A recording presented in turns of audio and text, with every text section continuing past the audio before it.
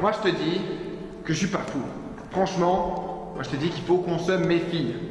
Mais qu'est-ce qui vous inquiète, mon maître? Le banquet va être fabuleux. Bah déjà, c'est pas ma cuisine habituelle. Et franchement, toi, ma première cuisinière, tu devrais savoir que c'est stressant. Vraiment. Puis en plus, je sais pas, s'il y aura des bourguignons, tu sais comment est-ce qu'ils sont difficiles quand même. Mais c'est tout ce qui vous inquiète. Vous avez l'air bien sombre quand même. Je sais pas, j'ai vraiment un mauvais pressentiment, tout ceci. J'ai entendu dire qu'on chercherait à assassiner le duc. Et si le duc il se fait assassiner, moi je perds mon emploi, mort de diable. Et du coup, moi j'ai envie de le garder vivant et d'impressionner tous les duchés à la ronde. Et en plus, je la sens pas. Il va falloir vraiment qu'on surveille tout le monde. Il m'a demandé d'ajouter des tonnes de gingembre. Et en plus, ceci, ça pue et je sais même pas qu'est-ce que c'est que ça. Quoi, ça. Qui vous a demandé de rajouter ça? La duchesse. Oui. Oh, je dis ça pue. Mon maître, je voudrais pas vous inquiéter, mais je crois que c'est de la mandragore. J'avais étudié ça quand j'étais en stage chez la grande ville de Garfunbingen. Frimeuse.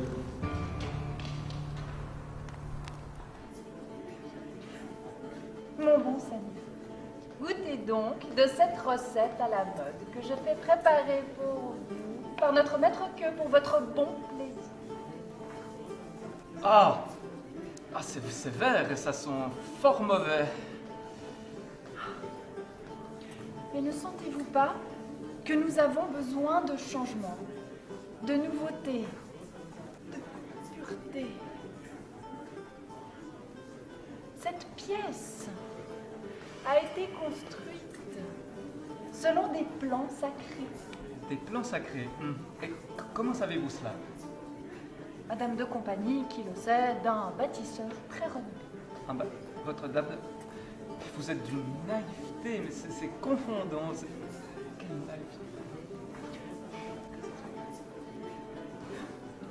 Mais goûtez donc de ce mets subtilement aromatisé au gingembre et à la mandragore. La mandra quoi?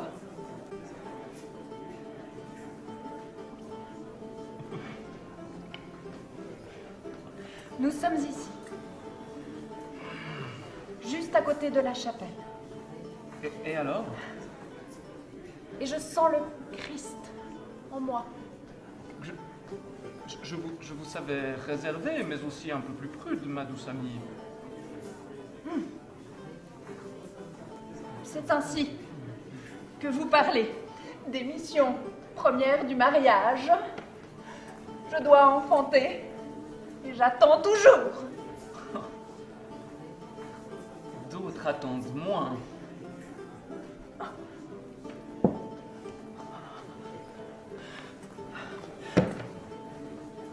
Je me retire. Excusez-moi. La duchesse va aux latrines, ne vous formalisez pas. Mangez, mangez. Franchement, c'est encore pire que ce que je pensais. T'as vu les regards entre l'écuyer tranchant et la duchesse? Et toujours dans le dos du duc? Mon avis, il y a quelque chose là qui... Mais vous n'y pensez pas. Non mais l'écuyer tranchant coupe la viande de son maître. C'est un homme de confiance. C'est un grand honneur. Et le duc le choisit personnellement. Il n'irait jamais tenter de séduire l'épouse de son maître. Franchement, faudrait peut-être pas me prendre pour un imbécile. Un coup de couteau, ça va vite. Faut se méfier. En parlant de méfiance, vous voudriez pas commencer à m'indiquer les quantités exactes d'épices que vous mettez dans vos sauces? Parce que vous parlez de la magie du moment qui fait toute la différence. Mais je vois bien que vous êtes précis. Je te parle de la vie du duc et toi tu me parles des calculs d'apothicaire. Chaque chose en son temps. Et en plus, tu sais, la confiance, c'est comme un ragoût. Il faut que ça mijote avant d'être parfait. D'accord? Donc tu t'occupes de ces pommes et tu me surveilles l'écuyer.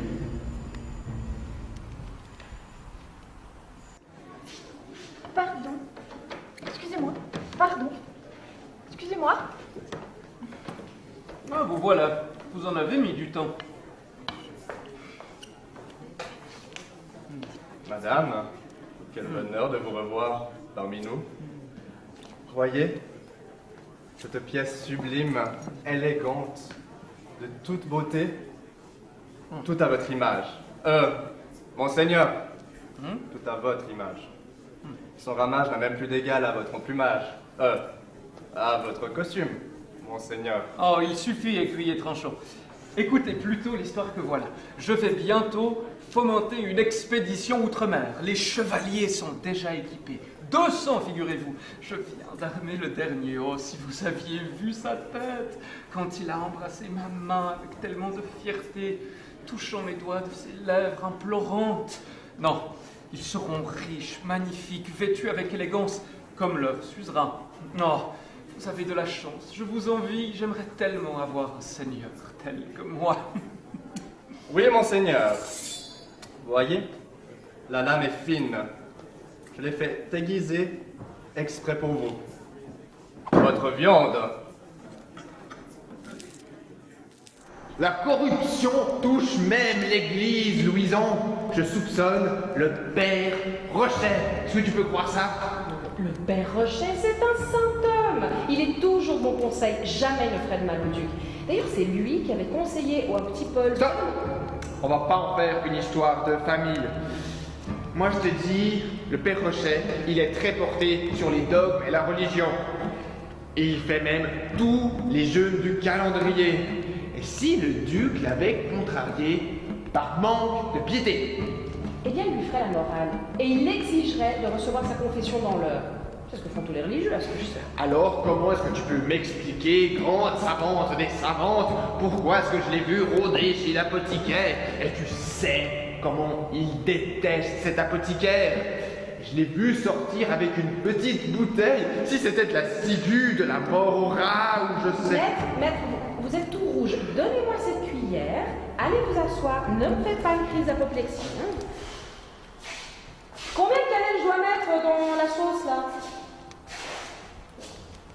Dites-moi, mon fils, quand vous ne pensez pas à vos conquêtes ou à vos rêves d'hégémonie, est-ce que vous allez prier dans la chapelle parfois? Ah, ça m'arrive, oui, oui, oui. Et, quand j'y pense, ma femme, la duchesse, m'invite très fréquemment à aller prier à la chapelle. Ah, la musique!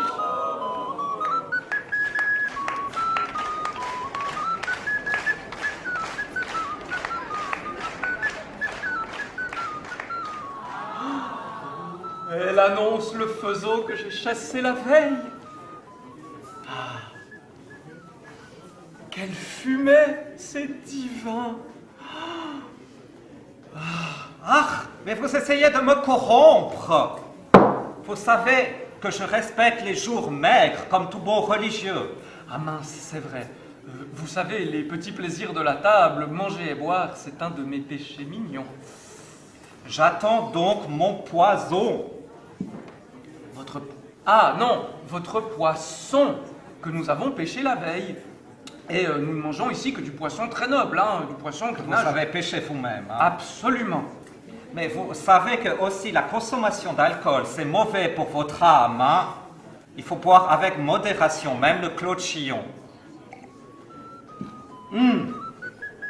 Ah, au moins vous n'avez plus ce jongleur vulgaire de l'autre soir. Hein? Mais dites-moi, vous qui êtes un grand veneur, comment est-ce que vous donnez les conseils pour chasser les animaux? L'instinct. Avant tout, l'instinct. Oui, alors c'est pas vraiment ce que m'a dit l'apothicaire. Hein? Lui, il m'a dit que la meilleure chose contre les rats, hein, c'est la mort aux rats. Hein? Et je pense que ça fonctionne contre toutes les vermines. Hein? Mais bon, l'apothicaire, je l'aime pas trop, hein, vous savez. Ah, j'ai l'heure pour moi d'aller prier. Je dois m'en aller. Excusez. Au revoir, mon père. Excusez. Pardon.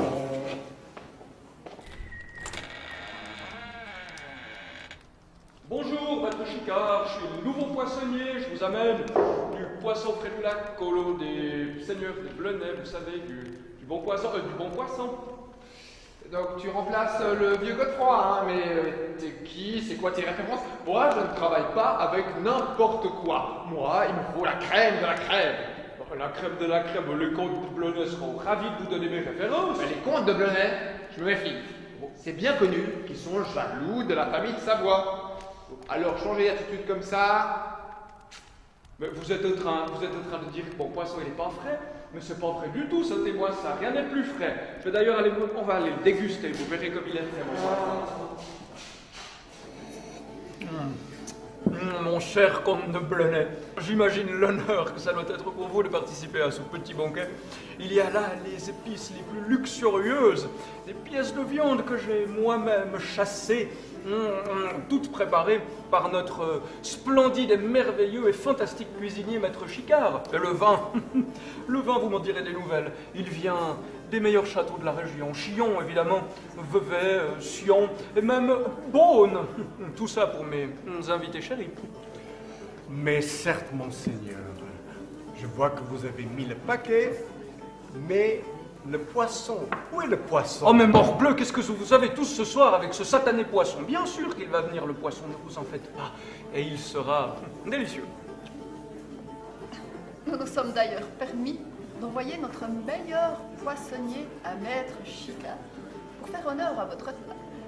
Nous n'utilisons d'ailleurs que les meilleurs services de la région, vous savez. Vous m'en direz des nouvelles, mon cher duc, de son poisson. Toujours très frais. Absolument, comtesse, absolument. Ah, je vois le jongleur au loin qui se met en place. C'est celui que nous avions mandaté pour notre dernier banquet, lors de votre voyage, où il y avait même l'évêque à notre table. Oui, c'est une modeste surprise que je réserve à mes invités. J'adore ce jongleur. Enfin, la jonglerie. Oui, c'est un des meilleurs de la région, et même de tous les duchés environnants. Je n'invite pas n'importe qui à mes banquets. Je l'utilise même parfois pour accompagner mes invités privilégiés aux latrines. Un bon spectacle détend grandement, voyez-vous. D'ailleurs, grand comte de Blenay, acceptez-vous de me suivre aux latrines pour parler affaires? Avec tout mon honneur, mon duc. Quant à vous, comtesse, vous resterez ici pour tenir compagnie à la duchesse. Très bien, monseigneur. Ah, mais ça pue dans cette cuisine. On dirait du poisson avarié. Le poisson était très bon. Il était même excellent. Par contre, la personne dont tu devrais te méfier, c'est la mère de notre duc. Elle est riche, elle est ambitieuse, et je l'ai entendue tenir des propos très amers sur son fils. Amère dans quel sens? Comme des oranges amères ou comme des larmes amères? Amère comme une mère déçue par son fils. Elle le trouve médiocre en tout. Peu ambitieux, peu instruit, peu pieux et peu habile au commerce. Bref, la totale. Maître, n'y voyez-vous pas un mobile pour tuer son enfant? Absolument, Madame ironique première. Maître, avec tout mon respect, si tous les parents déçus tuaient leurs enfants, l'enfer renfermerait l'entièreté de la population. Oui, mais elle est très rancunière et elle ne supporte ni l'échec ni la médiocrité. Et j'en sais quelque chose. Quelle fin amère pour cette mère amère. Comme cette sauce, mon maître, elle est en train de brûler. Ah, ma sauce! Alors, mère, quel beau festin, hein? Quelle farce! Quoi? Ah, la farce, oui, la farce de Maître Chicard, elle est vraiment délicieuse, hein? Mais il faut pas lui le dire, sinon il prendrait le melon. Oh, ça c'est mon meilleur jongleur. Tout le monde se l'arrache. Il est tellement doué. Même le roi de France me l'envie. Tu as toujours aimé la jonglerie, mais t'appliquer, ça c'est une autre histoire. J'ai envoyé ton épouse pour faire la causette avec la comtesse de Blenay. Oh, chut, attendez, il va mettre le feu. C'est une mère qui parle à son enfant. Tu n'as pas évolué telles mes espérances t'ont accompagné dans de moultes prières et de cierges brûlés. Tu vas recevoir une leçon. Tu en fais qu'à ta tête et à ton bon plaisir. Tu nous mets l'eau à la bouche avec certains projets et tu n'en fais rien. Ton péage de la Via Francigena devant le château de Chillon part à volo car tu ne contrôles rien. Les comptes sont archi faux parce que tu ne sais pas compter en chiffres arabes ou indiens. Tu laisses passer les erreurs ou les détournements de fonds de ton serviteur. Les chiffres romains, Ils sont dépassés, réveille-toi. Nous sommes dans une époque nouvelle. Ton épouse, elle compte à la perfection et tu le lui interdis.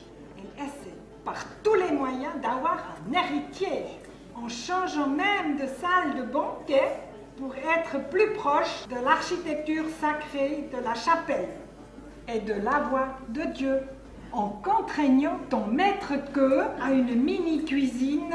Ouvre tes yeux pendant tes longues heures de chasse. Moi, j'ai chassé avec mon faucon. Figure-toi, il m'a ramené un serpent venimeux dont j'ai fait bon usage. Et c'est difficile à avaler toute cette vérité. Quoi donc un coup? Ça, tu sais faire.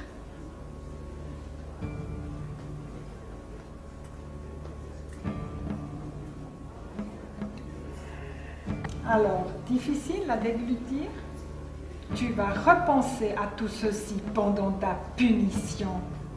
Le venin fait dormir longtemps, très longtemps, le temps que je reprenne les rênes. Et tu ne pourras plus parler pendant un bon moment. Amplement de temps à réfléchir à tes actes et à comment te ressaisir. Et voici ma surprise pour ton banquet. Vous avez fait tellement tourner la tête au duc qu'elle va exploser. Il va se reposer